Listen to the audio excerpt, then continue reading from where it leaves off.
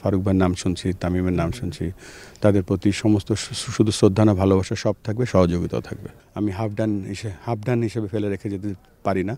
তো আমি চেষ্টা করব, সকলের কাছে আবেদন করব যেন আমি আমাদের এই কাজগুলো যেন সফল করতে পারি, সেই লক্ষ্যে আমি কন্টিনিউ করতে চাই। ক্রিকেট খেলায় খেলতে গেলে যেমন কিছু লুজ বল পাওয়া যায়, কিছু টাফ বল পাওয়া যায়, সবগুলো হ্যান্ডেল করতে হচ্ছে। কন্টিনিউ করাটা এই মুহূর্তে জরুরি, কেননা না তো এই সমস্ত কাজগুলো বিফলে চলে যাওয়ার সম্ভাবনা আছে।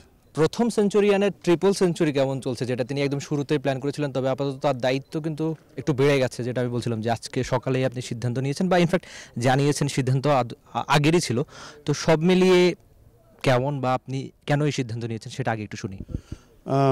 প্রথমেই বলে নিতে চাই যে আমি যে উদ্দেশ্য নিয়ে এখানে এসেছিলাম, সেই উদ্দেশ্য যে প্রাথমিকভাবে আমি বেশ কিছু সাফল্য দেখতে পেয়েছি, এবং আমার এই ট্রিপল সেঞ্চুরির মাধ্যমে যে প্রোগ্রামগুলো রান করছিল, এবং সেগুলো আমার কাছে মনে হয়েছে যে আমি হাফ ডান হিসেবে ফেলে রেখে যেতে পারি না।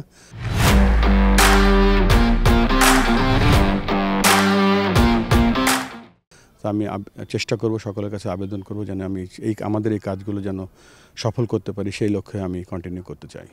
আপনি জাতীয় ক্রীড়া পরিষদের আন্ডার বা এই ধরনের ইয়ে থেকে নির্বাচন করবেন, তো এটা যখন আপনি ভাবছিলেন, বা ইনফ্যাক্ট আপনি প্রথম যখন দেশে এসেছেন আমাদের সবাইকে জানিয়েছিলেন যে আপনি খুব বেশি লম্বা সময়ের প্ল্যানে থাকবেন না, কিন্তু সেই প্ল্যানটা বদল কেন, যেটা আমি এটা একটু জানতে চাই। এক নম্বর হচ্ছে অবশ্যই বাংলাদেশ ক্রিকেটের ভালোবাসা, যেটা পাচ্ছি।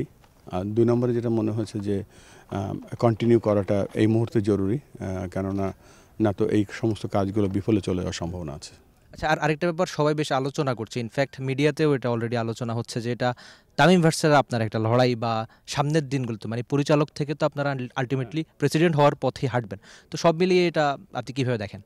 আমি তো এটা প্রতিযোগিতা মনে করি না, যে সফল যে এটা এটা নির্ভর করছে যারা নির্বাচিত করবে তাদের উপরে।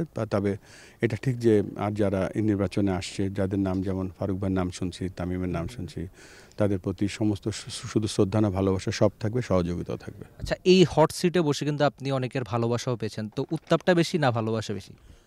এখানে একটা ক্রিকেট খেলায় খেলতে গেলে যেমন কিছু লুজ বল পাওয়া যায়, কিছু টাফ বল পাওয়া যায়, সবগুলো হ্যান্ডেল করতে হচ্ছে। For more updates, subscribe to our YouTube channel and click on the bell icon. Follow us on Facebook and Instagram. Download T-Sports app to enjoy exciting games and highlights. Visit tsports.com.